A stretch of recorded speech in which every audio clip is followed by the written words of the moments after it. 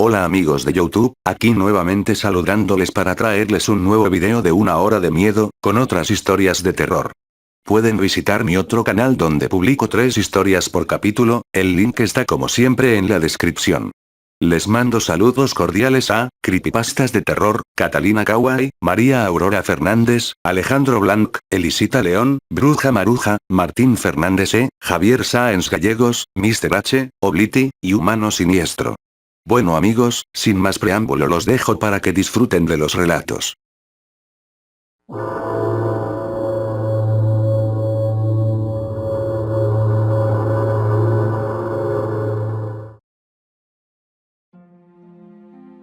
¿Alguna vez escuchó la frase? Si un escritor se enamora de ti, jamás morirás. Además de una mujer loca que se quedó con toda su fortuna después del divorcio, Julián no conocía a nadie que lo amara de una forma romántica, ignorando el hecho de que su ex esposa jamás lo hizo. Esa frase siempre estuvo presente en su vida. Uno de sus sueños era ser escritor, sin embargo, nunca tuvo el talento que se requería para ello, por lo que se vio obligado a estar conforme con su empleo de editor. Leía montones de libros, sintiéndose envidioso cada vez que imaginaba en quién podrían haber sido inspiradas tales obras. Como si fuera cosa del destino o simple buena suerte, una tarde de sábado, mientras daba un paseo por calles desoladas de la ciudad, se topó con un letrero que le hizo detener su marcha. Era pequeño, y de madera sobre una puerta alta y angosta color marrón oscuro. Con letras pintadas a mano citaba: ¿Quieres tener tu propia historia? Pasa, yo la escribiré para ti. Además, con letras rojas agregaba: tú pones el precio. Lo consideró por escasos segundos. No tenía trabajo ese día, tampoco había alguien en casa esperando su llegada. No perdería nada. En el fondo, lo deseaba verdaderamente. Algo en su interior le gritaba que golpeara esa puerta, probablemente su cabeza, o su corazón solitario anhelando eso. Sin pensarlo más, empuñó la mano, y golpeó el metal con los nudillos 3 veces. Nada. Esperó un momento corto, y volvió a golpear. Debido a que nadie abría, decidió continuar su camino. Quizá después podría volver a intentar. Antes de que pudiese dar la vuelta y alejarse, percibió un ruido que parecía ser provocado por trastes, seguido de pasos fuertes. La puerta se abrió con un rechinido, y una sonrisa joven se asomó. Parada en el marco había una mujer de aspecto elegante aunque sencillo.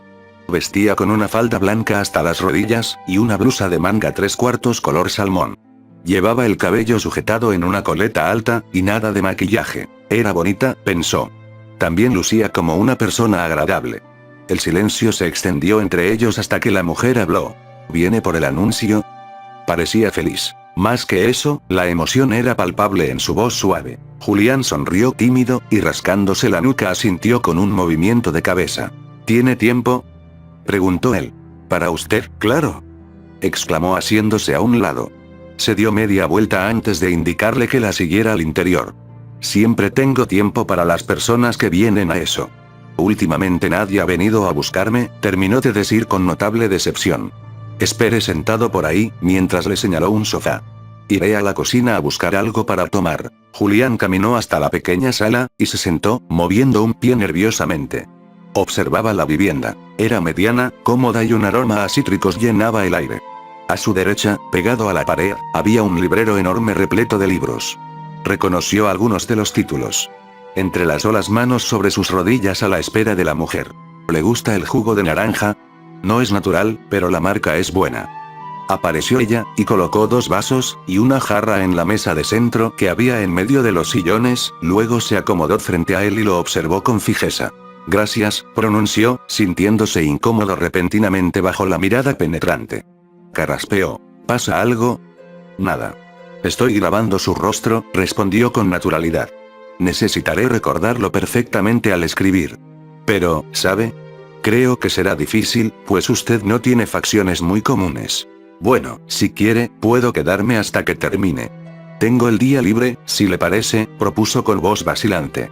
Perfecto. La mujer se inclinó hacia adelante, y llenó los vasos con jugo.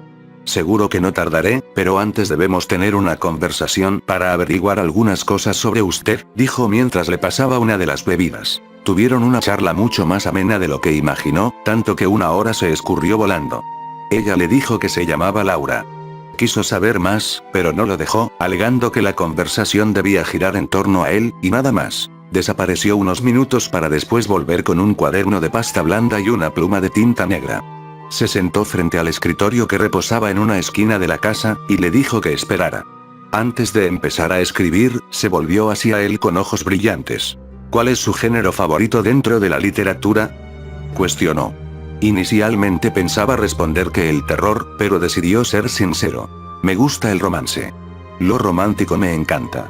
Con drama y todo eso, ya sabe, historias que logren sacarle lágrimas a quien sea que las lea. No se dijo nada más. Durante más de 2 horas, lo único que se escuchaba era el deslizar de la pluma sobre el papel. A veces, Laura giraba, y posaba su mirada en él. Luego regresaba la vista al cúmulo de letras escritas con perfecta caligrafía. A pesar de la situación en la que se encontraba, se sentía realmente cómodo. Terminé. Levantó los brazos sosteniendo orgullosamente el cuaderno. Una sonrisa de dientes blancos relucía en su rostro con ojos curvados en 2 medias lunas. Se sorprendió de la rapidez con la que lo hizo. Ella sacudió la libreta frente a él. ¿Cuánto le debo?, preguntó dando su primera sonrisa. Se sentía lleno de una felicidad inusual. Era como si su cuerpo se hubiese liberado de una carga pesada después de mucho tiempo. Es necesario que la lea, antes de pagarme cualquier cantidad. No me gustaría que me dé más dinero del que merezca, imagine que la lleve a su casa y no le guste. Repuso elevando las cejas. Luego de pensarlo, Julián estiró una mano en su dirección. Laura le entregó el cuaderno. Prosiguió a leer. Ni siquiera había llegado a la 5ª línea, y ya pensaba lo mejor del escrito. Era, sin duda, una obra de arte. Cada palabra le llenaba el pecho de una sensación cálida, y un sabor dulce se extendía por su boca. Parecía magia. Julián creía en Dios. Creía que se apiadaba de los enamorados. Estaba seguro de que, después de morir, las almas de los que se amaban no desaparecían. Soñaba con el paraíso. Donde el celeste del cielo resplandece bajo la luna lucífera y las nubes arreboladas se alabean con el viento en espirales. Un sitio cálido y confortante, ideal para pasar la eternidad. Anhelaba tomar su mano, y volar hacia el viento junto a las mariposas amarillas. Atacar sus labios con besos fugaces o lentos, sin descanso. Subió su mirada desde la página al rostro de la escritora, conmocionado. Quería felicitarla, alabar su trabajo y agradecerle. Había cumplido su sueño, después de todo. Y, en definitiva, era mejor de lo que se imaginó alguna vez. Yo, no sé qué decir, pronunció. Sus ojos estaban más grandes de lo normal debido a la reciente emoción. Su sonrisa se ensanchó. Es que es genial. Simplemente genial. Usted se merece el mejor de los pagos. Es más, elija usted el precio. No es necesario, dijo.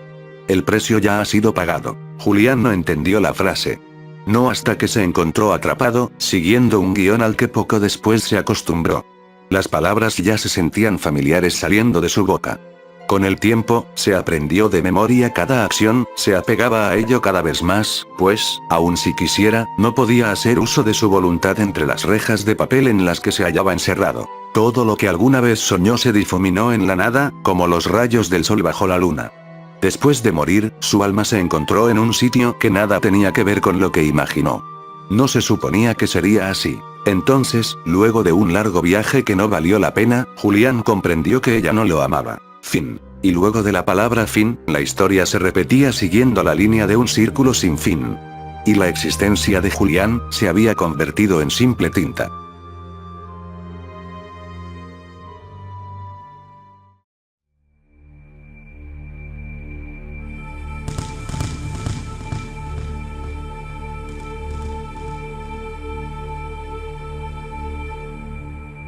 Sean todos bienvenidos a nuestro espectáculo.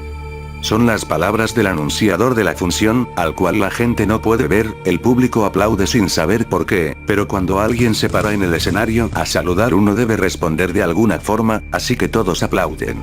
Están a punto de presenciar el espectáculo más impresionante de todos los tiempos, sus ojos jamás han visto ni verán nada más extraordinario de lo que presentaremos a continuación. Vaya amenaza. El telón está cerrado, y el público no sabe qué esperar a continuación, saben que algo extraño puede suceder, ya que fueron invitados a esta función de forma anónima, el teatro parece cerrado desde afuera, como si los organizadores no quisieran que el resto del mundo se enterara, pero ¿quién quiere hacer un espectáculo sin que el mundo se entere?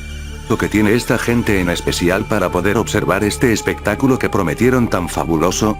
El telón se abre, pero no se ve absolutamente nada dentro, de hecho nadie puede distinguir casi nada en ningún lado, con trabajos alcanzan a verse unos a otros, solo esa gran cortina roja se distinguía, pero ahora ya no está. El público está nervioso, algunos piensan en la forma más discreta de salir, pero es tal la oscuridad, y el silencio del lugar que tratar de salir sería todo un escándalo, y además... ¿Qué tal si toda esta gente es realmente importante, y yo solo recibí la invitación por error, o por sorteo?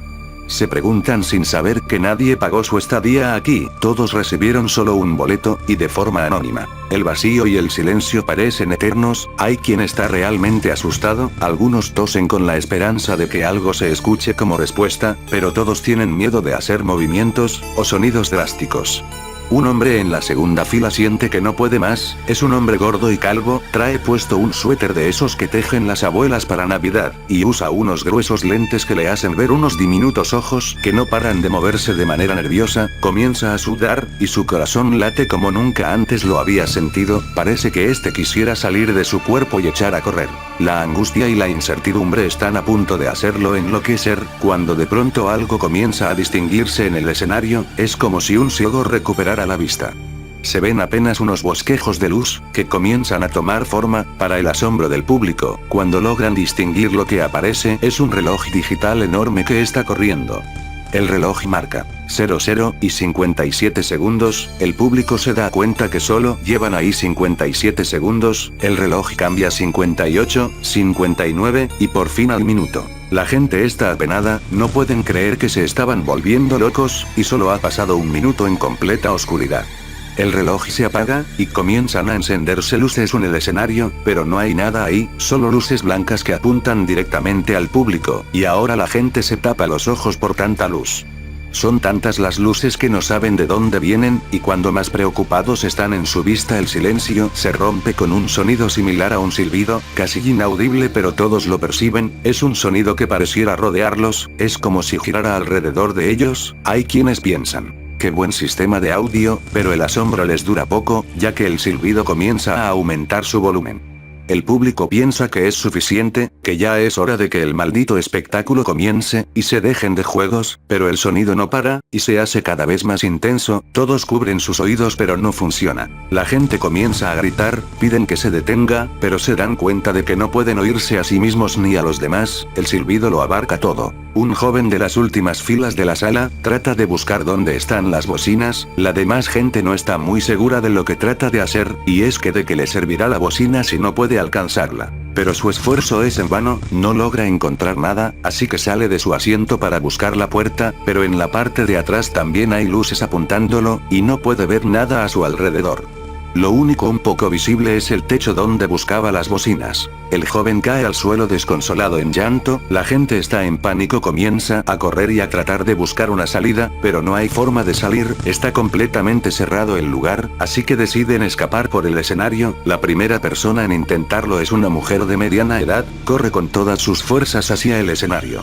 No obstante, de pronto se detiene y cae inconsciente al piso, los demás no pueden creer lo que ven, la mujer cayó muerta con la cara destrozada, y su sangre parece flotar en el aire. Algunos de los presentes caen desmayados de la impresión, los demás están en shock, hasta que un hombre de la última fila se acerca a querer tocar la sangre que flota en el aire, para descubrir que hay una enorme pared de cristal frente a ellos, la cual los separa del escenario, es tan inmensa y clara que no lo habían notado antes. Las luces que dan vueltas por el lugar, y el silbido no se han detenido, así que nadie puede comunicarse, es como si fuera un salón de ciegos, sordos y mudos. La desesperación es alucinante, la gente comienza a golpear lo que tiene enfrente, sea pared, butaca, u otra persona, y cuando los golpes no son suficientes comienzan las mordidas, los jalones de cabello. Las mujeres se quitan los tacones, y los encajan donde pueden, en cabezas, espaldas, atraviesan ojos, y todo lo que se les atraviesa. Los hombres se quitan los cinturones, las llaves, y zapatos para lanzarlos a todo lo que se mueve. De pronto, se dan cuenta de que ya no solo predominan el color blanco de la luz y el negro del techo y el suelo. Ahora pueden verse destellos rojos por todas partes, y poco a poco se dan cuenta de que ya no oyen el silbido, aunque sigue ahí. Después de unos segundos, y cuando la carnicería está en su máximo apogeo, la intensidad de las luces y el silbido que los rodeaba se van desvaneciendo, así que otra vez en completa oscuridad solo pueden oír sus propios gritos, y los lamentos de los que yacen heridos en el suelo. Y en el momento menos pensado las luces naturales del teatro se encienden, y todos logran ver el teatro cubierto completamente de sangre, los cuerpos mutilados por ellos mismos, la sangre que escurre de sus bocas, ya sea por golpes, o por haber mordido a alguien. El horror que presencian es increíble, y solo pueden recordar las palabras del anunciador. Sus ojos jamás han visto ni verán nada más extraordinario, de lo que presentaremos a continuación. Era verdad, el reloj en el escenario reaparece y marca 4 minutos, 57 segundos, después 58, 59, y finalmente 5 minutos. Del otro lado del cristal una multitud de hombres y mujeres finamente vestidos se levanta de sus asientos, y aplauden con una gran ovación por el espectáculo que les prometieron, y por el cual pagaron tan alta suma de dinero. El telón se cierra para ambos lados, y los adinerados espectadores comienzan a salir tranquilamente por su lado del teatro, en el cual hay alfombra roja en el piso, reflectores a los lados, y una gran marquesina que con letras luminosas, anuncia el espectáculo que presenciaron hoy. 5 minutos.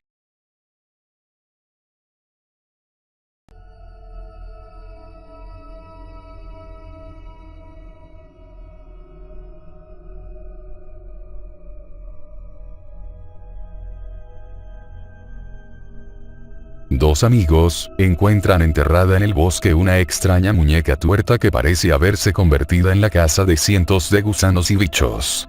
Un escalofrío les recorrerá la espalda al desenterrarla, nunca debieron haberlo hecho. Pedro era casi como un hermano para Juan, ya que ambos se conocían desde hace algunos años y eran inseparables. Los dos iban al mismo instituto, estaban en la misma clase y, casi siempre que organizaban trabajos en grupo se juntaban. Un día la maestra de Ciencias Naturales mandó una tarea bastante rara, aunque ciertamente entretenida. Los alumnos debían traer muestras de distintos tipos de tierra según el nivel de profundidad, guardando en bolsitas un puñado de tierra cada 5 centímetros. Como de costumbre, Juan y Pedro se juntaron para trabajar, aunque en realidad aquello de trabajar era un pretexto, una excusa perfecta para que ambos consigan el permiso de sus padres para ir al bosque de las afueras de la ciudad. Una vez allí decidieron que no deberían adentrarse demasiado, ya que correrían el peligro de perderse. No sería la primera vez que algún excursionista poco experimentado se desorientaba en él, en algunos casos con funestos resultados. Marcaron con una tiza todos los árboles por los que pasaban para no confundir el camino de vuelta, y empezaron a adentrarse un poco más de lo pactado en las profundidades de la imponente masa de árboles. Llegado a un punto, un extraño claro les llamó la atención.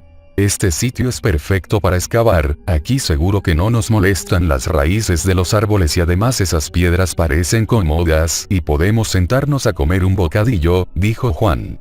El bocadillo me lo comeré yo mientras excavas, porque desde luego yo no me pienso ensuciar la camiseta nueva, bromeó Pedro poniendo voz de niña consentida. Hagamos una cosa, nos comemos el bocadillo ahora y con el estómago lleno nos lo jugamos a cara o cruz, dijo Juan, que tenía hambre desde hace casi una hora. Tras 15 o 20 minutos de risas y bromas, acabaron su almuerzo y Juan sacó una moneda. El que pierda empieza, estamos 5 minutos cada uno y continúa el otro. Que por la bruja de ciencias no me pienso partir la espalda. Tampoco vamos a enterrar a nadie, así que 50 centímetros de profundidad como mucho. Vale, prepárate a perder, dijo Pedro mientras sacaba de su mochila las herramientas de jardinería que le había pedido prestadas a su padre. Juan perdió el lanzamiento y, un poco desganado, empezó a buscar por todas partes para elegir dónde comenzar a cavar. Vio de pronto un montón de hongos rojos con puntos blancos, todos creciendo juntos en el mismo lugar. Aquello suscitó en él un entusiasmo infantil que le hizo correr a cavar en el lugar como si las setas le indicasen con su presencia la posibilidad de encontrar algo extraño bajo tierra. Le voy a guardar unas pocas setas a la bruja, con un poco de suerte serán venenosas jajaja, dijo mientras metía en una de las pequeñas bolsas una muestra de tierra de la superficie. Al tocar la tierra con sus manos, sintió un escalofrío por todo el cuerpo, de pronto comenzó a tener miedo y se levantó de golpe. Tengo frío, aquí hace más frío que en todo el bosque. Le gritó a Pedro. Jajaja. Ay sí, estás encima de un lugar maldito o hay un fantasma justo donde estás cavando, le dijo Pedro ridiculizando a su amigo. Juan por hacerse el valiente siguió cavando y juntando la tierra en bolsitas diferentes cada 5 centímetros de profundidad. Entretanto, Pedro exploraba el paisaje y jugaba al fútbol con una piedra. ¡Mira!, gritó Juan cuando llevaba unos minutos cavando.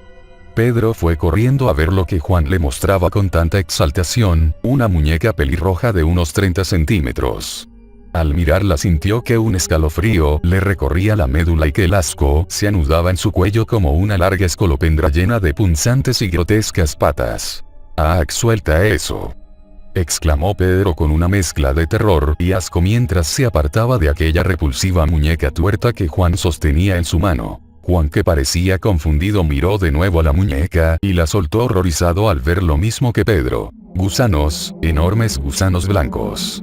Se contorsionaban dentro de la cabeza de goma de la muñeca, se agitaban como poseídos y comenzaron a sacar sus pequeñas cabezas por la cavidad en que alguna vez estuvo el ojo faltante de esa muñeca pelirroja, cubierta por una ropa que misteriosamente conservaba su blancura casi intacta, pero sí, cuando la desenterré estaba bien, era preciosa y parecía sonreírme. El único ojo que le quedaba a la muñeca era inquietante. Grande pero con la parte blanca pintada de negro y con un iris pequeño e intensamente rojo en el cual había una diminuta y demoníaca pupila. ¿Qué clase de enfermo mental habría escondido una muñeca tuerta bajo tierra? ¿Por qué los gusanos se aglomeraban en la cabeza de la muñeca? ¿Sería verdad lo del frío que mencionó Juan? Ambos chicos, realmente asustados, salieron corriendo del lugar, sintiendo como la mirada del único ojo de esa muñeca se les clavaba en la espalda. Únicamente pararon un par de veces en las que Juan se detuvo a vomitar, cosa normal si pensamos que tuvo en sus manos cientos de gusanos sin darse cuenta. Pero al llegar a casa a Juan parecía que no le abandonaban las náuseas, seguía vomitando y su cara tornó a un tono amarillento pálido. Los dos amigos pensaron que se recuperaría en un par de horas, pero no fue así, con el paso de los días cada vez estaba más delgado, pálido y débil. Tenía el aspecto de uno de esos enfermos terminales que llevan años luchando contra la muerte en una habitación de hospital y los médicos no acertaban a diagnosticar una causa para su enfermedad. Una semana después de desenterrar la muñeca, Juan murió. Desconsolado por la muerte de su amigo, Pedro empezó a relacionarse cada vez menos con los demás y a pasar los recreos en la biblioteca del colegio. En su casa devoraba libros ávidamente y los fines de semana visitaba librerías. Los libros eran sus nuevos amigos, y su refugio. Buscaba explicaciones médicas y poder entender qué le pasó a su amigo, pero los síntomas que sufrió Juan eran tantos que parecía que había contraído varias enfermedades mortales simultáneamente. Un día, en una extraña librería, Pedro encontró dentro de la sección de esoterismo un libro sobre mitos y leyendas. Era un libro viejo y usado, un libro de esos que ya casi no se encuentran y que tienen extraños dibujos entre sus páginas cubiertas de polvo. Allí decía lo siguiente junto al dibujo de una muñeca igual, excepto porque no estaba tuerta, a la que encontró su amigo. El que tenga un mal incurable, que entierre una muñeca igual a esta mientras entona esta invocación. Su enfermedad quedará atrapada en la muñeca. Pero el primero que la encontrase recibirá la enfermedad y morirá, salvo que realice este mismo ritual. Todo estaba claro. Los gusanos, los hongos, el frío, todos eran indicios de que la muñeca que encontraron en el bosque era una muñeca maldita. Una muñeca en la que por medio de algún pacto o brujería alguien había desatado una maldición que condenaría a enfermar a aquel que la encontrara mientras él curaba su cuerpo y sentenciaba su alma. En algunas creencias del vudú el uso de muñecos que simbolizan personas es habitual. Estos fetiches pueden tanto usarse para hacer daño como para controlar a sus víctimas. En sí el muñeco es la representación de una persona y sufre y padece todos sus males, y por contrapartida todo daño mal hecho al muñeco lo sufre la persona ligada. Esta leyenda probablemente naciera como la adaptación de estas prácticas de magia negra.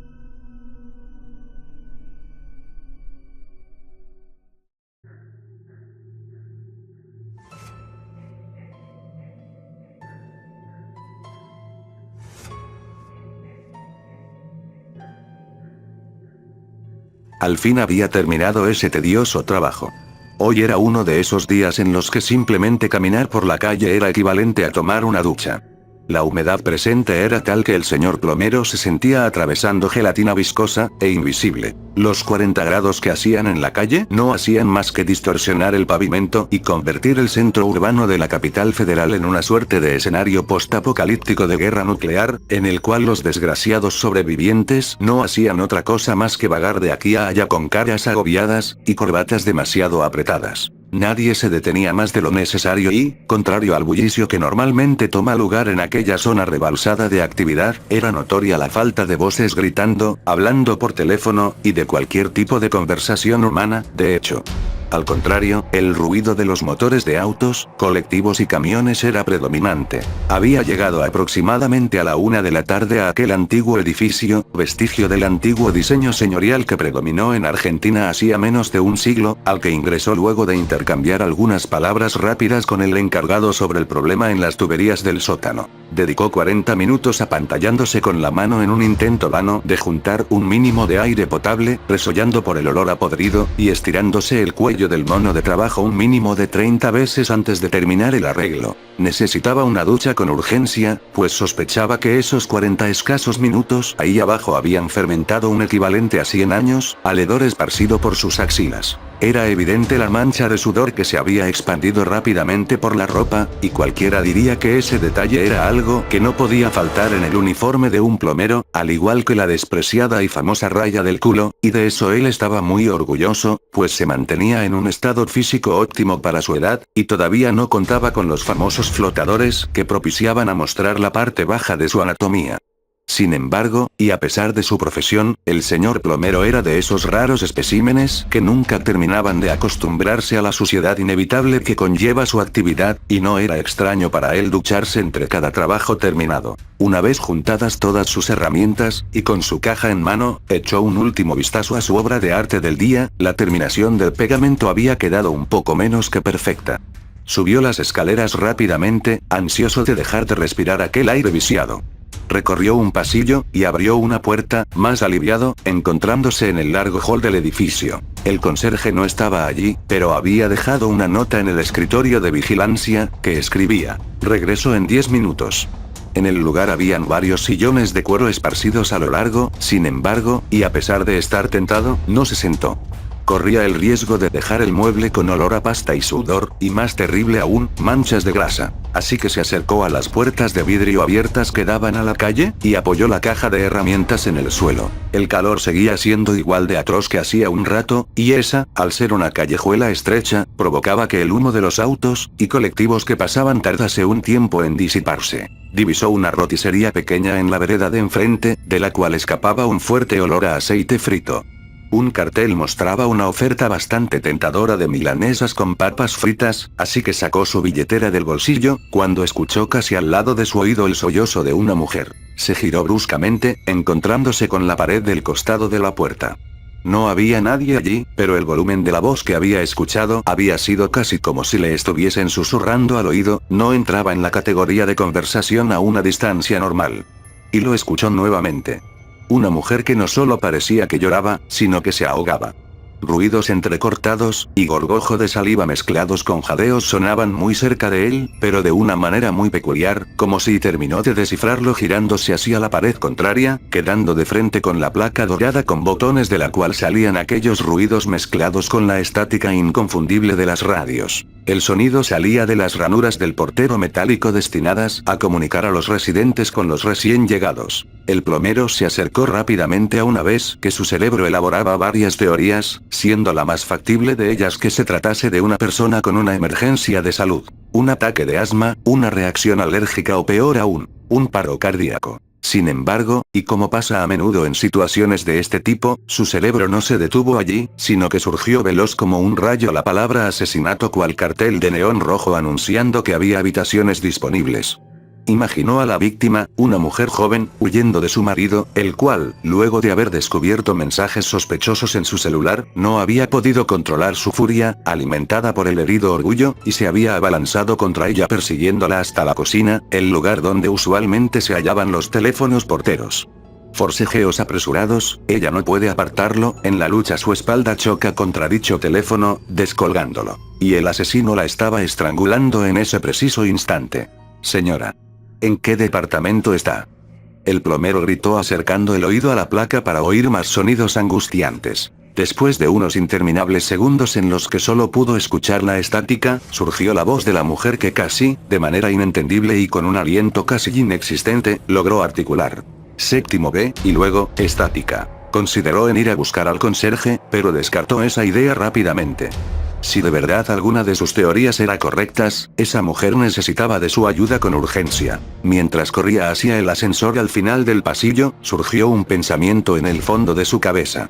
El mismo duró solo un segundo, pero fue lo suficientemente perturbador como para ponerlo aún más ansioso. No había escuchado ninguna voz de hombre. Entró al cubículo con una exhalación, cerró con brusquedad la reja corrediza y aplastó la mano sobre el botón con el número 7. El artefacto se puso en marcha con un ruido casi doloroso, como de engranajes viejos y poco aceite. Esperando, el señor plomero se preguntó si la mujer estaba en tal apuro en medio de su ahogamiento que, en vez de llamar por teléfono a una ambulancia, decidió acercarse al portero, en el cual su posibilidad de ser escuchada se reducía a la mínima. La parte de su mente que más se alejaba de lo solidario le recordó que los secuestradores cada día encontraban nuevas formas de llevar a cabo sus operaciones.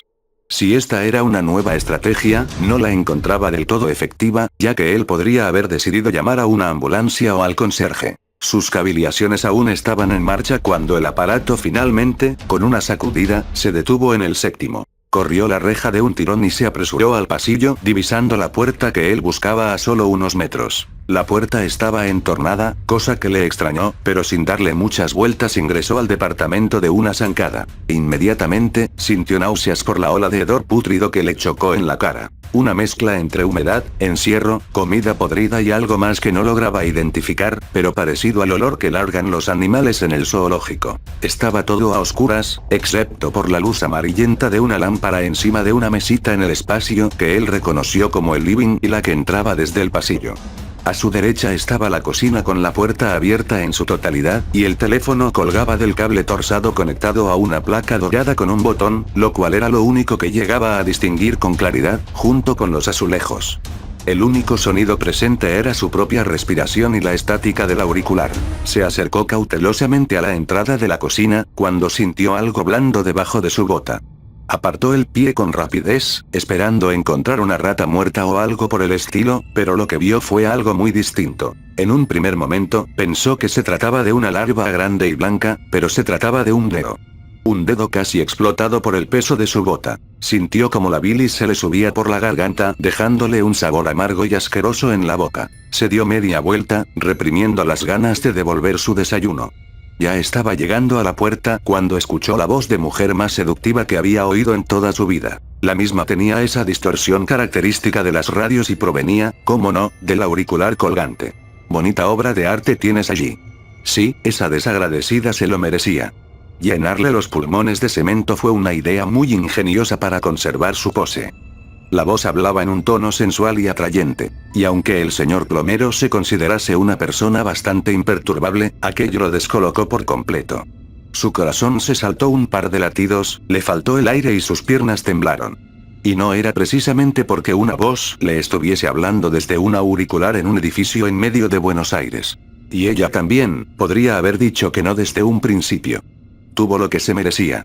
Y la peor de todas, siempre desvalorizándote, haciéndote sentir menos que tu hermano. Sola en su cama murió la desgraciada, sin su pródigo acompañándola, rociada en su propia orina. Una ola de furia le ganó a la incredulidad, y de un solo paso entró nuevamente a la cocina y arrancó con violencia el cable de la placa. Pero no sirvió de mucho, pues al cabo de unos segundos, la voz surgió nuevamente, pero esta vez desde las rendijas de la placa. Pero la galería de arte que construyes necesita de una última pieza.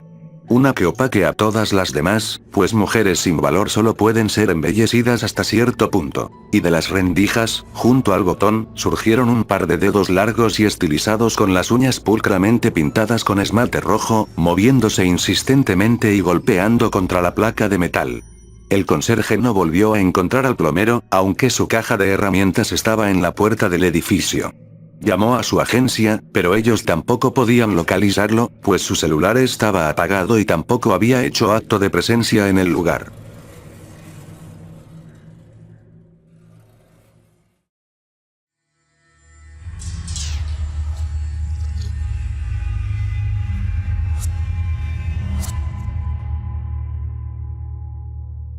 El chico sabe que si da la más mínima señal de que está despierto, estará perdido. Sabe que si eso se da cuenta de que lo ha oído todo, morirá. El muchacho está tenso, arropado con su manta hasta la cabeza, exhalando aire caliente y húmedo que se acumula en el espacio que ha creado la sábana. Necesita aire fresco, pero el más leve movimiento lo delataría. Su padre y su madre lo miran fijamente, sin parpadear. Horas antes, el muchacho apenas se había acostado. Había sido un día bastante largo. 3 exámenes en 3 horas, pruebas en gimnasia y además, entrenamiento de fútbol. Todo eso, lo había dejado molido. Al otro lado de la pared, sus padres veían un reality show bastante cutre. Después de mentalizarse, se durmió. Un ruido leve lo desveló a medianoche. Estaba confuso y desorientado.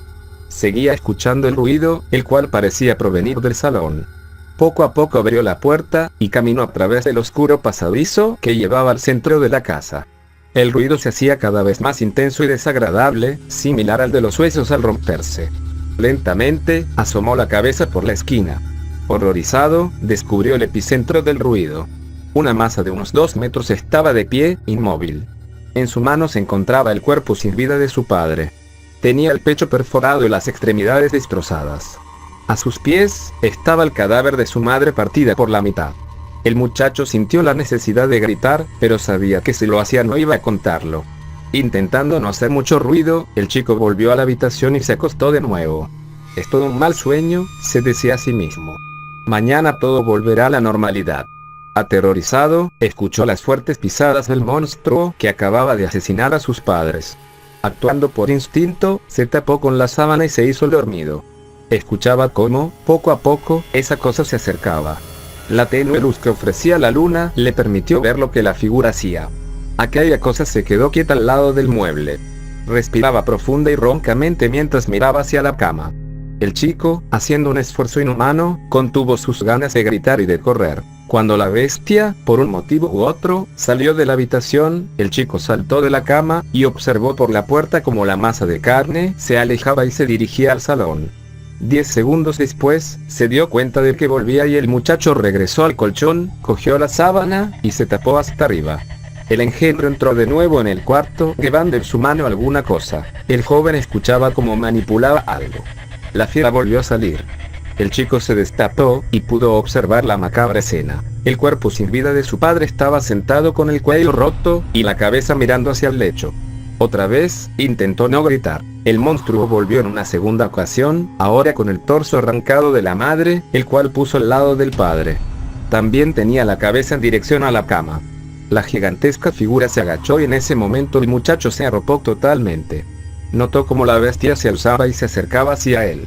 Sentía su forzosa respiración y notó cómo escribía alguna cosa en la pared. El adolescente hacía lo que podía para no delatarse. Después de eso, el engendro salió de la habitación y desapareció en la oscuridad. Entre sollozos, el muchacho, aún tapado hasta la sien, consiguió conciliar el sueño. A la mañana siguiente se despertó por el fuerte olor que salía de los cadáveres de sus padres. Aún sin creerlo, recordó lo último que había hecho el asesino. Giró la cabeza y, horrorizado, pudo leer una frase escrita con sangre y rabia, que decía: «Sé que estás despierto».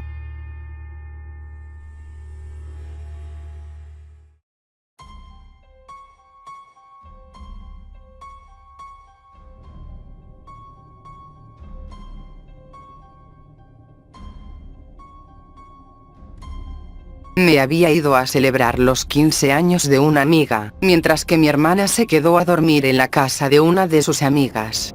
La fiesta fue de lo mejor, nos divertimos como nunca. Hasta que llegó el momento que tomé en exceso alcohol, y quedé mal de la cabeza.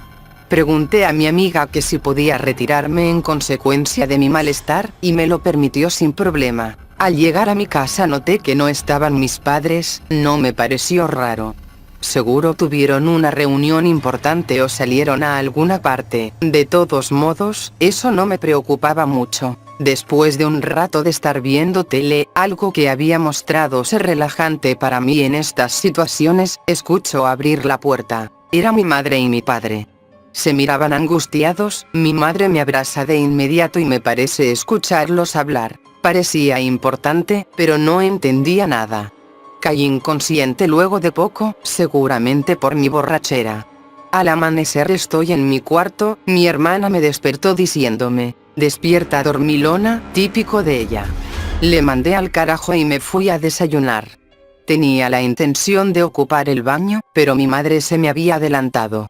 Es raro, pero creo que le escuché sollozar. Me preparé cereal, y dispuse a ver tele, todavía me sentía mareada. Durante los comerciales escuché un llanto profundo, que seguí quedando frente al cuarto de mi hermana. Al entrar, la vi tirada en el piso llorando y le pregunté qué le pasaba, preocupada. Hermana, te quiero mucho, me dijo, y abrazó. Recuerda que puedes contar conmigo para lo que sea. Yo asentí y ella se echó a llorar de nuevo, me pidió que le diera un momento. Al parecer no quería contarme qué pasaba. Totalmente confundida fui por mi madre que ahora estaba en la cocina, sin más le pregunté qué pasaba con mi hermana que estaba en su habitación llorando. Ella abrió totalmente sus ojos y me miró atónita. ¿De qué diablos estás hablando?, me responde, y entre lágrimas. Continúa, hija, tu hermana fue asesinada cuando iba a la casa de su amiga. Te lo dije ayer cuando estabas viendo la tele, ¿no recuerdas?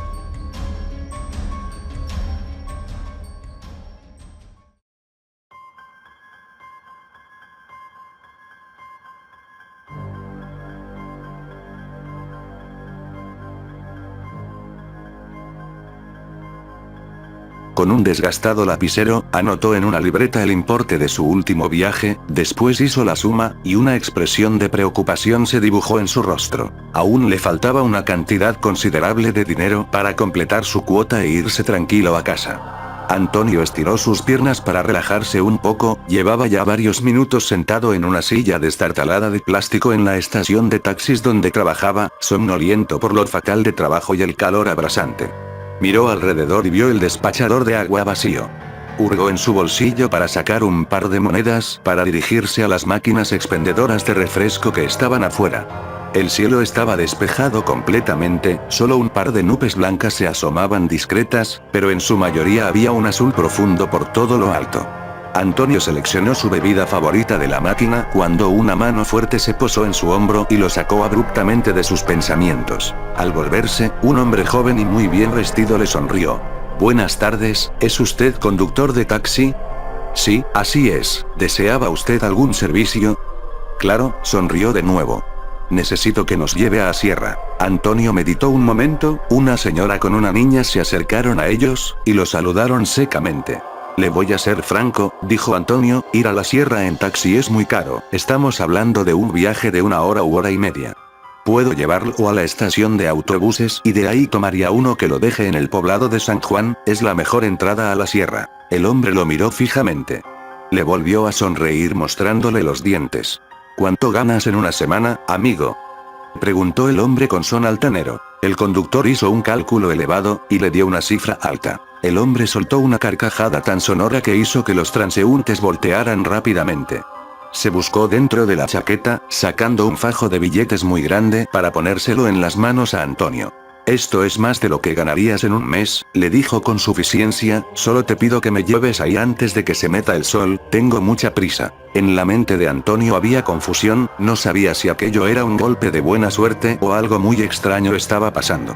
La verdad era que quería declinar la oferta, pero ese dinero extra solucionaría algunos de sus problemas financieros, sin mencionar que le daría más tiempo para pasar con su familia. Aceptó y fue por su taxi para que la familia se subiera. La mujer y la niña, que supuso que eran esposa e hija del hombre, tenían facciones muy finas, blancas y de cabello negro, pero había en su mirada un cierto destello de desconfianza que llamó la atención de Antonio por el retrovisor. El hombre notó esto y comenzó a hablar mientras se dirigían a la carretera.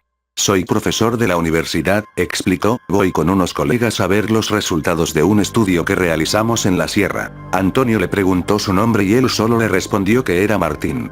Mientras el auto recorría la carretera, el clima fue cambiando. Pronto se volvió cada vez más fresco y unas nubes oscuras tapizaron todo el cielo, anunciando que una tormenta fuerte se avecinaba. Aquello fue muy extraño, pues minutos antes no había ni atisbo de lluvia. De vez en cuando, intercambiaban palabras, pero la mayoría del viaje permanecieron callados mirando el impresionante paisaje natural lleno de contrastes verduzcos que se extendían por pastizales extensos. Sin embargo, había una tensión implícita en el ambiente que provocaba una inquietud casi palpable. Antonio notó que el hombre llevaba un extraño anillo en el dedo anular de la mano izquierda, era de oro y tenía grabado unos símbolos extraños que él nunca había visto antes, solo distinguió una calavera justo en el centro. Cuando al fin el pueblo de San Juan se divisó a la distancia, el conductor sintió un alivio tremendo, pues la verdad era que rezaba para que esto terminara pronto. Las calles de San Juan eran angostas y apenas cabía un vehículo en muchas de ellas. Había casas pintorescas repartidas por largas cuadras con colores vivos de diseños antiguos pero muy hermosos. Parecía un lugar agradable y tranquilo, que te daba la sensación de haber vuelto unos años en el tiempo. En la plaza principal, una iglesia de piedra caliza se erguía imponente como el edificio más alto del poblado. Varias personas que estaban sentadas en las bancas de la plaza los miraron con mucha curiosidad, pero ellos siguieron de largo hasta llegar al camino que los llevaba al primer descanso, donde se situaba el sendero por el cual se accedía a la sierra. Esperen aquí, le ordenó Martín a su mujer, y a su hija, no tardo. Necesito que me esperen aquí mientras termino mi trabajo, se dirigió ahora a Antonio. No me demoro nada. Diciendo esto, Martín salió del auto. Para sorpresa de Antonio, al otro lado del descanso había vehículos elegantes estacionados y un grupo de hombres bien vestidos como su cliente. Recibieron a Martín con un saludo extraño, emprendiendo así su camino por el sendero, y a los pocos minutos aquellos hombres se perdieron de vista. ¿Quieren que abra las ventanas?, les dijo Antonio a las mujeres. La madre lo miró profundamente, como si no diera crédito a algo. ¿Es en serio?, le dijo la madre con molestia. ¿Acaso no se da cuenta que esto no está bien? Señora, respondió Antonio, perplejo, si ese hombre la ha dañado a usted o a su hija, la llevo a la policía. Es lo menos que puedo hacer. ¿La policía?, dijo con sarcasmo. Jamás creerían lo que está pasando aquí, pero usted se arrepentirá de haber tomado este viaje, eso se lo aseguro. Los nervios de Antonio se pusieron de punta, estaba incómodo y empezó a sentir un escalofrío extraño que le recorrió todo su cuerpo. Salió del auto para poder fumar y relajarse un poco, además que ya no soportaba la mirada penetrante de la señora que no le quitaba los ojos de encima, como esperando algo. Al salir, vio los árboles meciéndose al ritmo del viento intenso. Le fue difícil encender su cigarro, pero, cuando lo hizo, vio en lo profundo del bosque unos ojos amarillentos que le helaron la sangre súbitamente, su presión sanguínea se fue a tope y el miedo comenzó a hacerle sentir que sus piernas flaqueaban. No sabía si esa cosa lo veía a él o al vehículo, pero de inmediato apagó su cigarro y subió al auto. Un grito desgarrador que venía de la parte de atrás hizo que brincara de su asiento. La niña se retorcía con violencia, mientras que la madre trataba de calmarla. Antonio se volvió para intentar ayudarla, pero la niña lo golpeó en el rostro con una fuerza descomunal haciéndolo sangrar. Sus ojos se pusieron en blanco y un grito gutural salió de sus labios, después comenzó a bufar cual toro y su cuerpo se contorsionó de una forma tal que cualquier ser humano se hubiese roto la espalda. «Sáquenos de aquí», ordenó la madre con desesperación mientras luchaba en vano por controlar a su hija. «Sujétese», advirtió Antonio. Encendió el coche y pisó el acelerador con desesperación. El camino era de tierra, le era muy difícil controlar el auto. Para colmo de sus males, la lluvia había comenzado tan intensa como se anunciaba. De pronto, sintió dos manos pequeñas alrededor de su cuello. Trataban de ahorcarlo, y Antonio pisó el freno desesperado. Para su sorpresa, las manos habían tocado un pequeño rosario de plata que llevaba en el cuello y lo había soltado de inmediato, cual si se tratase de hierro al rojo vivo. Al sentirse liberado, el conductor pisó el acelerador y comenzó su camino hacia la iglesia del pueblo lo más rápido que pudo. La madre de la niña le quitó el rosario del cuello y se lo puso a la niña en la frente, haciendo que ésta emitiera un chillido de dolor agudo. La lluvia no hacía sino empeorar, dificultando la visibilidad. Antonio apenas si distinguió las casas de pueblo al llegar, lo único que le interesaba era encontrar la iglesia lo más rápido posible. Después de unos minutos, al fin llegaron a ella y, entre la madre y él, lograron meterla con mucha dificultad. Dentro, Antonio comenzó a gritar por ayuda al mismo tiempo que luchaba con todas sus fuerzas para que la niña no se le zafara de las manos. Un joven párroco apareció detrás de una puerta y miró horrorizado la escena. Pronto, acuéstenla aquí, les ordenó con voz potente.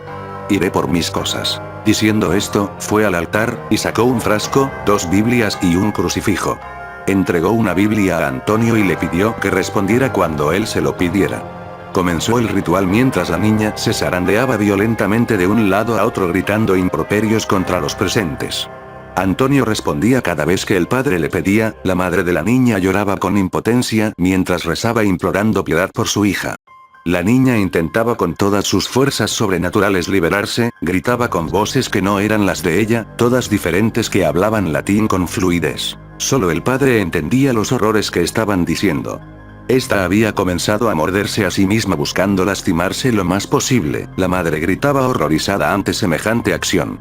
De pronto, como si algo hubiese abandonado su cuerpo, la niña simplemente se desmayó.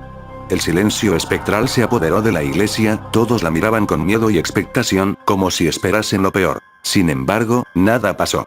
Ayúdenme a acostarla en una banca, les pidió el padre. Los 3 tomaron a la niña mientras la recostaban y su madre se ponía a su lado. El padre miró a la madre con severidad. Ustedes no son de aquí, acusó. Fueron a la sierra, ¿verdad? La madre solo asintió, pues el llanto no le permitía hablar. ¿Cómo se atreve a hacerle eso a su familia?, preguntó el padre a Antonio con molestia. Yo no, contestó Antonio, nervioso. No son mi familia, soy conductor de taxi, yo únicamente los traje aquí. ¿Y el padre de la criatura?, inquirió el párroco. El estruendo de las puertas abriéndose con violencia exaltó a todos. En el umbral estaba Martín, empapado, con la cara llena de furia, pero lo más sorprendente era ver que parecía haber envejecido unos 30 años. Nada quedaba del hombre jovial que llegó a la estación. Miró a todos con odio y se precipitó con dificultad hacia su familia. Parecía herido, sin embargo, tomó con fuerza el brazo de su esposa y se echó en la espalda a la niña. Quédate con el dinero, le gritó a Antonio. Ya nos van a llevar a casa.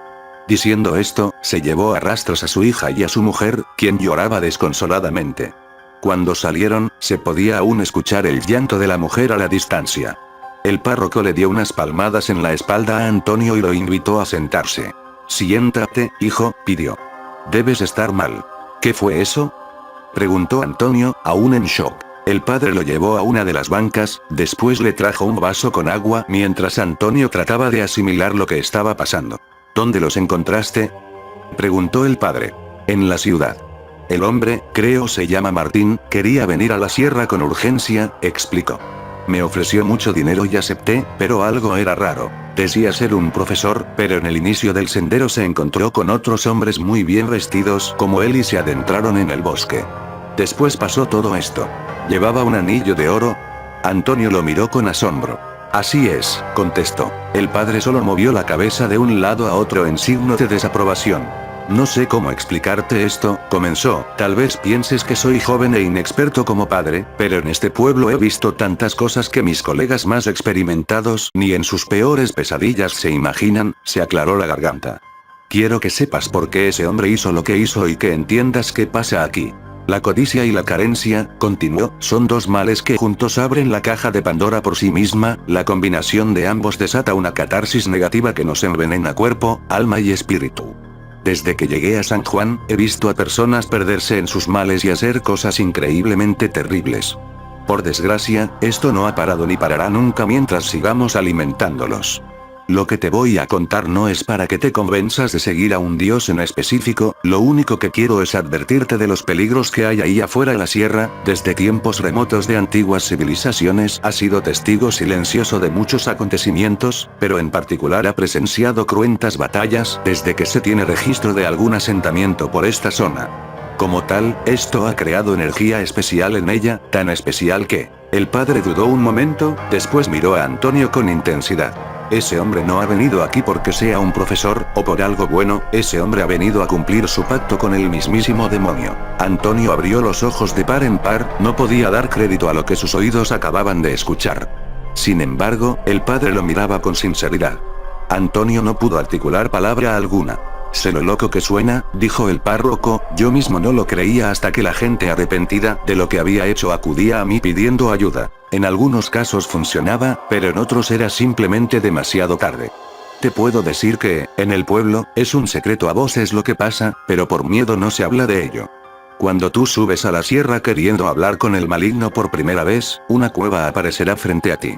Dentro encontrarás un camino rodeado de aquello que más te gusta. Dinero, comida, mujeres, todo aquello que para ti sea importante, y que codicies en ese momento se pondrá ahí, simplemente para que tú lo tomes de la manera más sencilla posible. Pero siempre hay una trampa, y es que aquel que toma algo, justo en el instante que sus manos tocan el objeto deseado, provocará que la cueva se cierre para siempre y todo desaparezca. Quedará encerrado en completa oscuridad hasta que se acabe su cordura y muera lo más lento posible envuelto en miseria.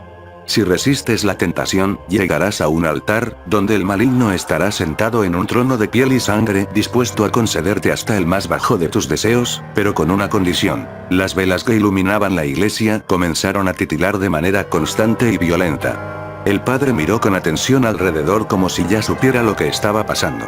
Se volvió hacia Antonio y continuó su relato. La condición es que entregues el alma de un inocente, una palomita, como le dicen ellos, y tendrás que hacerlo tú mismo. Después, él te dará un anillo que tendrás que llevar puesto durante toda la vida sin quitártelo. El pacto está sellado. Pero, interrumpió Antonio, ese hombre ya llevaba un anillo. El padre sonrió con tristeza. Ese hombre no era un iniciado, él venía a cumplir su manda de todos los años. ¿Cuál es? Cuando ya estás pactado, subes a la sierra y se te aparecerá la misma cueva que alguna vez viste, pero esta vez no hay riquezas ni nada, solo verás en ella una mesa y un trono igual al que te dije primero, además de su estatua al fondo. Tendrás que acostarte en la mesa y él aparecerá. Te devorará vivo mientras tú sufres el intenso dolor de la tortura lenta y despiadada, sentirás como cada parte de ti es arrancada sin más ni más hasta que de ti quede nada. Perderás la conciencia y aparecerás afuera de la cueva. Si cumples esto, se te quedará otro año más del beneficio que le pediste. ¿Y la niña por qué se puso así? Porque a veces ese sufrimiento para él no basta, quiere más, se alimenta del miedo y el dolor. Entonces le pide algo a su pactado para saciar sus ansias. Si el pactado falta un año o no ofrece algo más, morirá terriblemente y su alma se irá con él para toda la eternidad. Te podrás imaginar qué le ofreció él en sacrificio, pero, al parecer, algo falló, gracias a Dios. El silencio se hizo de la iglesia, solo se escuchaba el golpeteo de las gotas de lluvia de afuera.